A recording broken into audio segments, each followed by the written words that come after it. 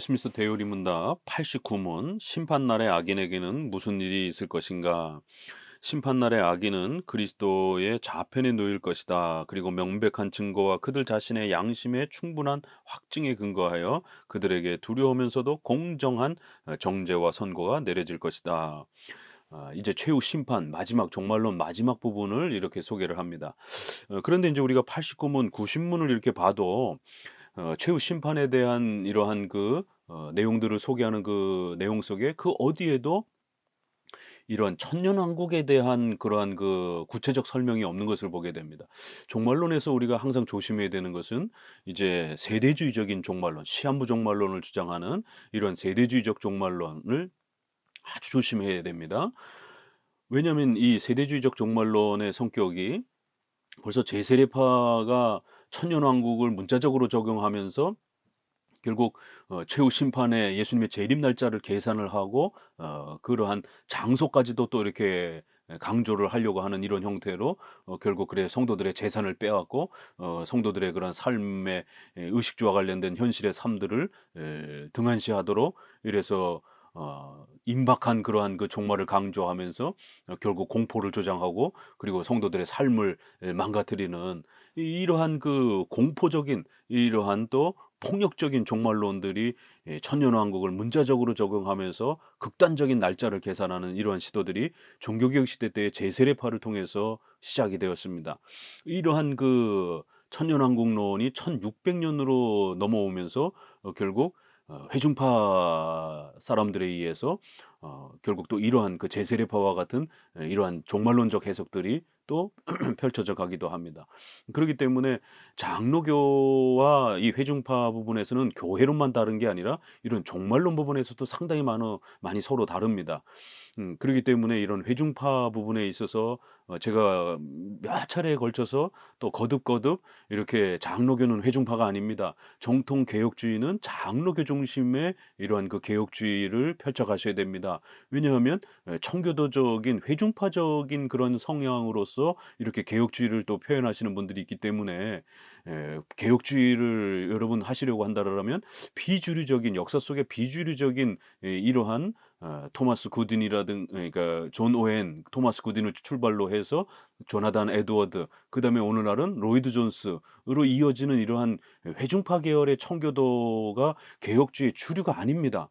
적어도 개혁주의 주류란 칼빈을 중심으로 해서 그 칼빈을 바르게 이어온 이제 제네바의 학교의 교장 역할을 했던 인제 베자와 또 투레틴 그리고 그 투레틴을 가지고 미국의 프린스턴 신학교의 조직 신학 교재로 사용했던 핫지로 넘어가고 그 핫지는 정통 장로교 계열의 이러한 또 신학자인 것입니다. 그럴 때에 회중파는 그 교파가 서로 다릅니다. 그러니까 이단이라는 이야기가 아니라 감리교나 성결교라든가 이렇게 침례교가 교파가 이렇게 구별돼 있듯이 이들은 분명히 이단은 아니에요. 이게 크게 복음주의 안에 기독교의 한 그룹입니다. 그러나 장로교는 아니라는 것이죠. 적어도 이 기독교 교권 안에 이단이 아닌 기독교 교권 안에 여러 분파가 있을 때에 그 각각의 교파들은 자기들의 나름대로의 어떤 방향성을 가지고 나아갑니다. 그럴 때 적어도 우리 장로교는 어떤 그 역사와 어떤 신앙의 체계를 가지고 있느냐라고 했을 때 이들하고 다르다라는 거예요. 그래서 이들보다 훨씬 훌륭한 신앙의 체계를 가지고 있고 역사를 가지고 있고 그래서 여러분이 신앙생활을 선택을 하려고 할 때 적어도 여러 교파 중에 교파가 각각 다 다르기 때문에 한 교파에 속해서 여러분이 평생 신앙생활을 할 때 어떤 교파에 속해서 신앙생활을 할 것이냐 이건 굉장히 중요합니다. 그럴 때 적어도 가장 오래된 역사성을 가지고 있는 이러한 장로교 또 그다음에 에 장로교적인 개혁주의를 표방하는 것이 훨씬 더 신앙의 체계도 이렇게 어거스틴과 칼빈이 가르쳤던 이러한 그 신앙의 내용들을 그대로 계승하고 있는 다른 교파에서는 예종론이라든가 이런 특수한 교리들이 또 안 가르쳐지고 또 소개가 되지 않습니다. 어떤 목적과 이유 때문에. 그럴 때 우리 장로교만이 어거스틴과 칼빈이 지난 2000년 동안 가르쳐 왔던 그러한 그 교리들을 우리가 7대 교리라고 하는 이런 형태로 그대로 계승하고 있는 겁니다. 그래서 훨씬 더 건강하다라는 겁니다. 그래서 여러분이 자자손손 대대로 이 신앙을 어떤 한 교파에 속해서 이렇게 살아가게 될 텐데, 그럴 때 적어도 장로교적인 개혁주의를 표방하면서 그렇게 살아가는 게 가장 건강하다라는 것을 자꾸 강조하는 겁니다. 특별히 이런 회중파 청교도와 관련해서 종말론 부분에 이 제세례파가 주장했던 이런 종말론의 영향을 받아서 결국 지나치게 천년왕국적인 이러한 또 사고들을 갖게 됩니다. 그래야 결국 토마스 구디는 1664년에 결국 이제 종말이 온다라고 하는 예수님의 재림 날짜를 계산하게 되는 이런 시도들을 하게 됩니다. 그래서 당대에도 청교도들 안에서 상당히 이렇게 비판을 받기도 하고요. 그런 부분들을 좀 이렇게 싫어했던 분들은 또 그 토마스 구딘의 영향을 받아 가지고 그렇게 재림 날짜를 계산하는 또 이러한 또 유행이 번지기도 했고요. 조세프 미드라고 하는 사람이 신학자가 결국 요한계시록의 이러한 열세라라고 하는 요한계시록 주경을 이렇게 써내면서 정말로 날짜를 천년 왕국을 강조하면서 문자적으로 아주 극단적으로 문자적으로 계시록의 이런 시간과 이런 날짜들을 계산하려고 하는 시도들을 했고, 여기에 상당히 영향을 받은 토마스 구디는 1664년에 예수님이 재림한다라고 하는 이러한 심각한 또 시도들을 했던 것입니다. 이렇게 그날과 그때를 우리는 모른다라고 해서 그걸 너무 특정화시켜서는 안 된다라고 분명히 종말론 부분에서의 재림과 이러한 그 최후 심판을 구체화시키는 형태로 접근하는, 문자적으로 구체적으로 이렇게 계산하려고 하는 시도들을 차단시킨 겁니다. 이게 장로교적 입장이에요. 그러나 천년왕국을 강조하면서 장소를 구체화시켰고 시간을 구체화시켰던 천년왕국론적 이런 제세례파의 시도, 1600년에 토마스 구디누 중심으로 해서 회중파들의 이러한 시도들, 그래서 회중파들이 이렇게 함께 공동체로 모여 사는 그곳을 마치 새로운 천년왕국처럼 이렇게 수립하려고 했던 이러한 시도들, 그래서 뉴 잉글랜드로 이렇게 이민을 간 사람들이 그 뉴 잉글랜드를 거기에 천년왕국이 임할 것처럼 이렇게 그 언덕 위의 도시라고 하는 그 사고가 한편으로는 기독교적인 그러한 그 신앙을 펼칠 수 있는 이러한 그 사회를 만들어 보자라고 하는 또 좋은 면도 있지만, 그게 너무 지나치게 되었을 때 결국 자기들만이 천년 왕국 거기에 예수님이 재림한다라고 하는, 그리고 날짜를 계산하는 이런 회중파들의 지나친 종말론의 이런 문자적 적용이 결국 제세례파의 문자적 적용의 천년 왕국적인 이러한 시도들이었음을 놓쳐서는 안 됩니다. 이게 계승이 그렇게 되는 겁니다. 그럴 때 우리 장로교도들은 그러한 구체적인 장소와 날짜와 시간들을 접근하는 이러한 천년 왕국적 해석들은 거부했던 겁니다. 주로 상징적이고 비유적인 그런 형태로 천년 왕국을 해석해야지 너무 구체화된 형태로 그렇게 해석하면 위험하다라고 이렇게 경고를 하면서 그날과 그때는 아무도 모른다 그러면서 그러한 시간들을 계산하는 것들을 이렇게 차단을 시켰던 것입니다. 그런데 이제 그것이 1800년 넘어서면서 결국 이렇게 1900년으로 넘어올 때에 세대주의라고 하는 형태, 세대, 결국 날짜와 시간을 이렇게 아주 구체화시켜 가지고 전체의 기독교 역사를 세대별로 나누고, 그리고 마치 인제 천년 왕국 마지막 세대를 그렇게 강조하면서 7년 대환란을 강조하고 문자적인 천년 왕국이 임하고, 그래서 결국 재림의 그 날짜를 강조하는, 그래서 결국 시한부 종말론이라고 하는 이런 형태가 만들어져 가는 겁니다. 그럴 때 인제 여기에 666 베리칩 이런 시도들이 끊임없이 역사 속에 있었고, 1992 년인가요?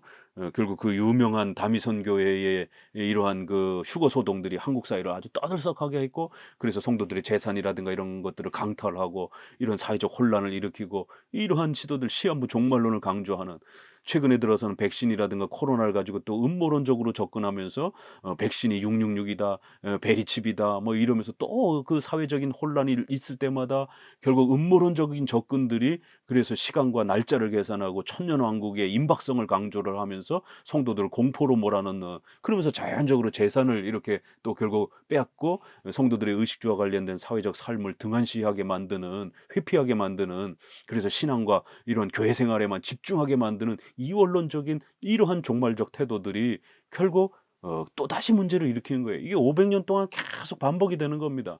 그럴 때 우리 장로교는 절대로 그렇게 극단적인 내세적 종말론 또 현실적인 또 이렇게 천년왕국에 집중하는 이러한 부분들, 그래서 시간과 장소를 자꾸 이렇게 구체화시키려고 하는 이런 모든 이런 행동들을 철저히 금지시켰던 겁니다.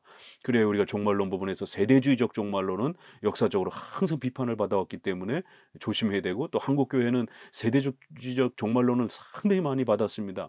그래서 이런 부분들을 조심해야 되고, 특별히 정치적으로 아주 지금 이런 전염병과 관련해서 혼란을 일으키고 있을 때 이런 종말론이 잘못 써져 있게 되면 극단적인 이러한 그 해석과 적용들이 판을 치게 됩니다.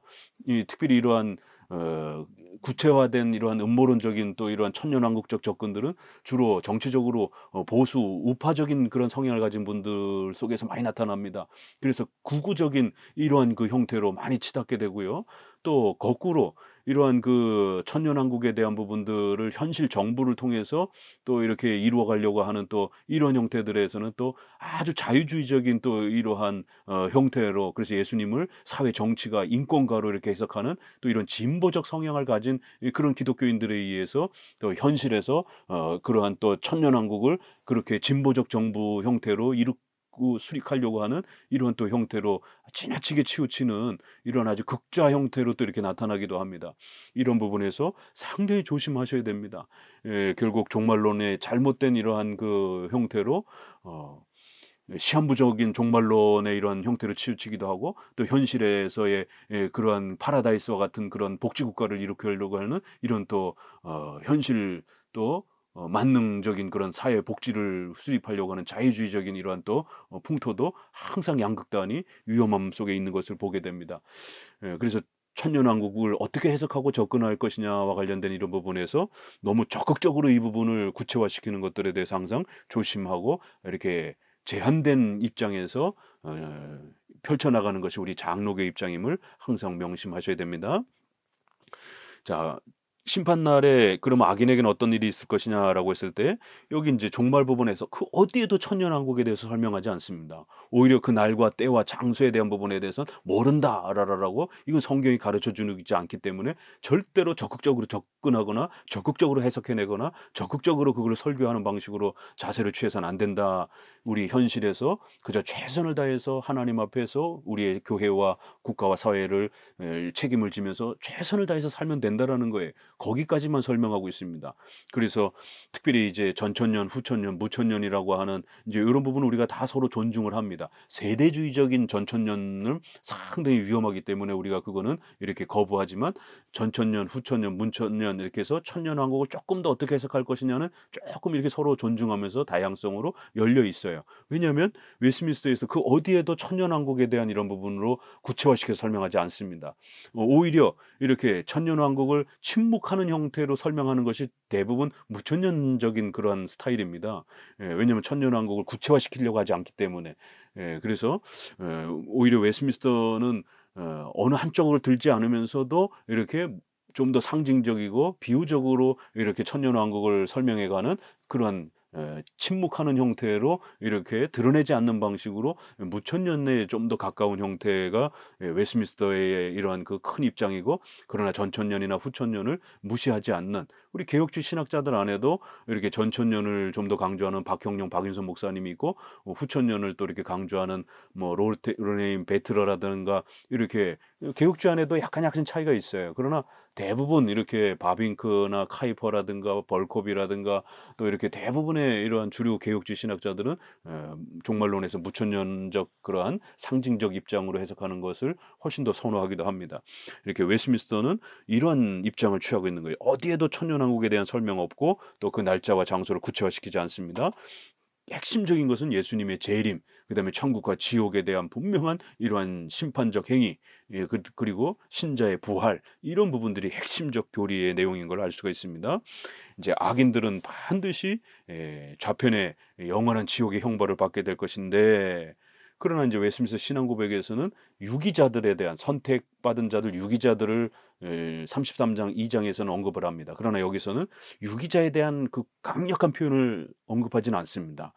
그저 명백한 증거와 그들 자신의 양심의 충분한 확증에 근거하여, 이렇게 해서 인간의 불신앙에 대한 책임을 훨씬 더 강조하는 형태로 조화를 이룹니다. 그래서 신앙 고백서에서는 유기자들은 하나님 앞에 버림받은 자들은 이런 아주 유기라는 표현, reprobation이라고 하는 이 유기의 표현을 웨스트민스터 중에서 가장 강력하게 씁니다. 앞에 부분보다 3 장, 5 장보다 훨씬 강한 이런 유기 이런 표현을 그 단어를 선택해서 씁니다. 예정론을 강하게 종말론에 이제 설명을 하면서 선택자와 유기자 이렇게 표현을 하면서 하나님의 주권적인 그러한 선택적 행위를 강조합니다. 그러나 대우리 문답에서는 그 유기라는 단어를 적극적으로 이렇게 좀 강조하지는 않고 인간의 책임, 자신들의 그 불신앙, 예수님을 믿지 않고 하나님을 거부한 그들 자신의 양심의 충분한 그 증거, 하나님 앞에 버림받아 하나님 앞에 벌받아 마땅한 그러한 그들의 악행과 불신앙의 죄악들의 충분한 근거에 의해서 그들은 벌을 받게 될 것이다라고 하면서 인간의 책임론을 좀 더 강조합니다. 그들에게 두려우면서도 아주 공정한 정죄. 그래서 절대로 뭐 하나님이 우리를 유기했기 때문에 우리는 전도의 기회가 없어서 우리는 복음을 내가 믿고 싶었지만 못 믿을 수 있는 기회가 없어서 이런 핑계를 대지 못하도록 아주 공정한 그러한 심판의 행위를 통하여 비록 숨겨진 이런 근원적 원인에서는 하나님의 유기의 이러한 그 원인과 역사가 있지만 겉으로 드러나는 또 이런 방식에 있어서는 얼마든지 전도의 이러한 부분들을 통해 누구든지 예수 그리스도를 이렇게 믿으면 주님께로 나올 수 있는 것이에요. 그래서 우리는 누가 택한지 인제 불택자인지 모르기 때문에 전도의 설교를 들을 때 얼마든지 자기가 회개하고 나가면 되는 겁니다. 그런 핑계를 유기에다가 하나님의 주권에다가 핑계 돌릴 수 없도록 공정한 정죄의 선고가 내려질 것입니다. 또한 하나님의 은혜로운 임재하심과 그리스도와 그의 성도들과 그의 모든 천사들과 더불어 누리는 영화로운 교제로부터 쫓겨나 멀리 지옥으로 던져져 거기서 몸과 영혼 모두가 마귀와 그 사자들과 함께 받는 말로 다 할 수 없는 고통의 형벌을 영원히 받을 것입니다. 이러면서 악인들은 반드시 지옥으로 떨어질 것이다라는 것. 그리고 몸과 영혼이 결합이 되어 육체의 고통까지도 더하는 형태로 영원한 벌을 받게 될 것이다라는 것. 그리고 여기에 우리가 조심해야 되는 것은 이 형벌은 임시성이 아니라는 거예요. 시간에 규정이 되어 있는 게 아니라 영원한 형벌로 이렇게 이제 벌을 받게 된다라는 겁니다. 그래야 이런 또 신자나 신학자들 안에서 "영원한 형벌은 너무 가혹하지 않느냐." 이렇게 해 가지고는 영원 멸절설이라든가 또 이러한 이거를 완화하는 형태로 이렇게 설명하는 분들도 계시는데 이거는 비성경적입니다. 하나님께서는 이 땅에서의 기회를 주시고 그리고는 그 이후 최후 심판 때 이후로는 영원한 벌로 그게 우리 보기에는 가혹해 보인다 할지라도 하나님께서는 이 땅에서 복음의 기회를 받아들이지 않은 자들에 대해서 불신자들에 대해서는 영원한 형벌로 신자들에게는 영원한 복으로 그렇게 갚으신다라는 겁니다. 그래서 영원한 형벌 교리가 아주 이렇게 두려운 또 이러한 교리로서 성경은 우리에게 가르치고 있습니다. 이런 부분에서 성경은 특별히 80 이제 구문의 증거 구절로 마태복음 25장 41절에 또 왼편에 있는 자들에게는 이르시되 저주를 받은 자들아. 이게 양과 염소 비유하면서 아주 중요한 종말론적인 이 구절로 웨스트민스터가 상당히 많이 사용합니다. 누가복음 16장 26절에 이뿐 아니라 너희와 우리 사이에 큰 구렁이 끼어 있어서 이게 바로 부자와 나사로에 대한 이 설명. 이게 인제 종말에 대한 비유적 설명이지만 이게 실제 내용을 비유로 이렇게 예화로 드는 그런 형태지 이게 상징적인 그런 그 비유로 그런 개념이 아닙니다. 우리 장로교에서는 이 누가복음 16장을 종말에 대한 천국과 지옥에 대한 실제적 내용으로 이렇게 하나의 예화적 내용으로서 이렇게 해석을 합니다. 단순 상징의 이런 비유가 아니라는 겁니다.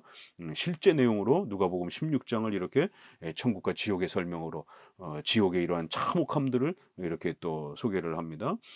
그리고는 데살로니가후서 1장 8절에도 복음을 순종치 않는 자에게는 형벌을 내린다 이런 표현. 자, 구신문 심판날의 의인은 어떻게 될 것인가? 심판날의 의인은 구름 속으로 그들에게 그리스도에게 끌어올려져서 그의 우편에 놓일 것이며 거기서 공적으로 인정을 받고 무죄 선언을 받아 버림을 받은 천사들과 사람들을 그리스도와 함께 심판하고 하늘에 영접될 것이다.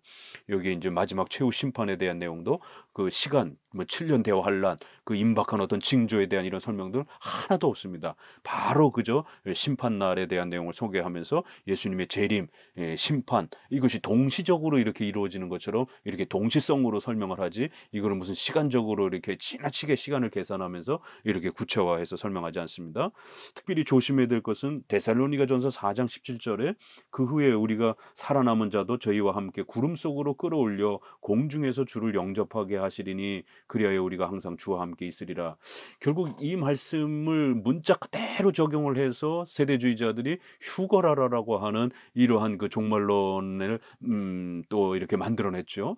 그래서 이게 들어 올려져서 끌어올려진다. 그래서 이거를 휴거 이게 이끌려 들려 올린다. 이렇게 해서 휴거론이 세대주의자들에서 아주 굉장히 많이 시한부 종말론을 가르치면서 휴거 사상을 가르치면서 또 이렇게 다미 선교회가 휴거 준비해야 된다라고 하면서 얼마나 많이 사회와 우리 교회를 혼란케 했습니까?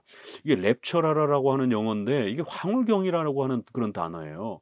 그러니까 이 단어를 이렇게 번역을 하면서 휴거라라라고 이렇게 번역을 했고 그거를 요 성경 구절에다가 억지로 끼워 맞춰 가지고 성도들이 이렇게 공중으로 구름 속으로 끌어올린다. 이렇게 그래서 코트업 이렇게 캐치업 이렇게 이 부분에서 영어에서도 끌어올려진다. 이렇게 표현을 하고는 있어요. 그렇지만 이것이 도대체 어떤 의미냐라고 했을 때 이거는 계시록과 또 여러 구약을 이렇게 비교해서 성경 해석을 해야 됩니다. 이 대우리 문답은 그냥 성경에 있는 그 표현 그대로를 표현해 준 거예요. 그래서 최후 심판 때는 구름 속으로 이러면 이게 다른 계시록에는 구름 안에서 구름 위에서 뭐 이런 다양한 표현들이 있습니다. 그러나 이거는 구약에서 성막에 구름이 이렇게 임재할 때는 항상 하나님의 임재하심을 가르치는 그 영광을 이렇게 비유적으로 구름으로 이렇게 많이 표현해 준 겁니다. 이렇게 우리가 무슨 손오공처럼 구름을 타고 날아다니고 뭐 이런 게 아닙니다. 영광의 그 최후 심판의 거룩함을 이렇게 구름이라고 하는 표현으로 늘 성경이 사용했던 거고 그래서 아니냐 구름 위냐 또 구름과 함께냐 이런 다양한 표현을 얼마든지 쓰는 것입니다. 그리고 끌어올려지다라는 것은 여기서밖에 표현이 안 돼요. 다른 데서는 예수님이 우리를 모아주신다. 전 세계의 그 어떤 곳에 있는 신자라 할지라도 다 주님께로 이끌어 주실 것이다. 하나로 세워 주실 것이다. 주님의 품으로 인도해 주실 것이다. 이렇게 예수님이 신자들을 전부 다 천국으로 이렇게 인도해 주신다라고 하는 그 확실성을 얘기하는 거고 또 지상으로부터 이렇게 분리되는 그런 구별성을 강조하는 것이지 어떤 성도들이 이렇게 공중에서 이렇게 어떤 천년왕국을 맞이하면서 예수님과의 어떤 특정한 이런 새로운 장소를 마련하고 이런 거는 올바른 해석이 아닙니다.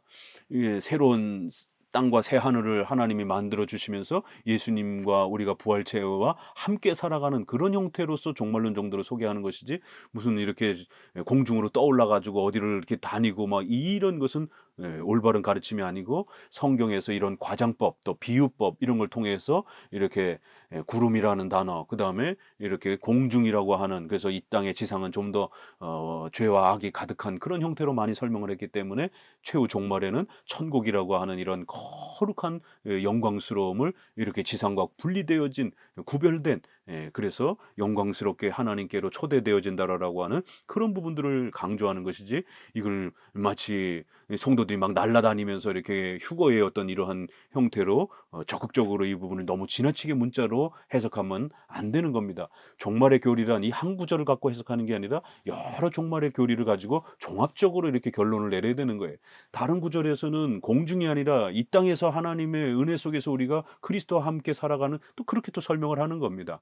그렇기 때문에 지나치게 이 부분을 너무 이렇게 문자화시키지 말고 이거는 하나의 과장적인 비유적인 최후 종말에 우리 성도들이 누리게 되는 부활의 그 영광스러움과 거룩함을 이렇게 구름 속으로 끌어올려져서 그리고 하나님 우편에 우리가 하나님 우편이 어디 있습니까? 하나님은 영이시기 때문에 좌우가 없는데 그래서 이러한 부분들도 역시 가장 영광스러운 그 자리 고대의 왕의 옆에 자리처럼 이렇게 영광스러운 자리를 얻게 되고 거기서 공적으로 인정을 받고 무죄선을 받는다.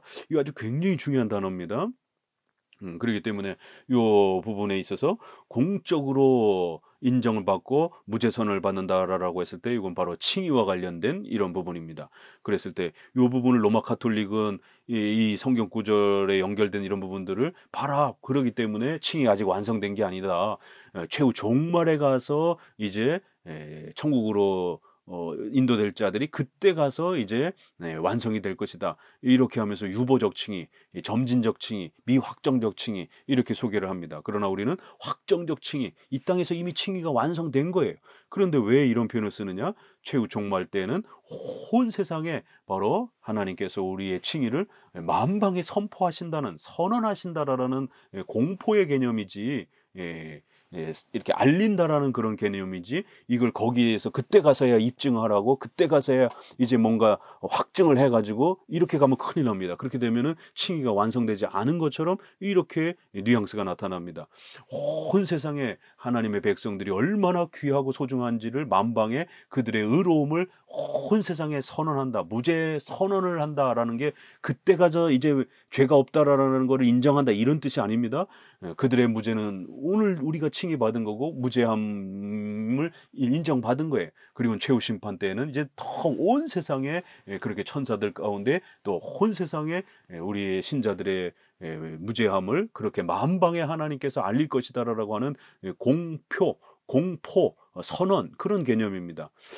그런데 이제 요런 부분에서 성도들의 성화라든가 이 땅에서 신앙의 책임을 너무 세게 강조하려고 하는 이제 이런 그 경향이 가진 경건주의라든가 특별히 회중파 안에서 예 존 오웬이라든가 이런 토마스 구딘이라든가 이런 분들에 의해서 이 성화의 적극적인 어떤 그런 부분을 강조하다가 이런 공적으로 인정받고 무죄 선언과 관련된 인제 요러한 그 성경 구절들을 좀 더 이렇게 알미니안주의처럼은 표현하지 않았어도 그렇기 때문에 최후 심판에 가서 우리가 그거를 보증받아야 된다. 어떤 그걸 입증받아야 된다.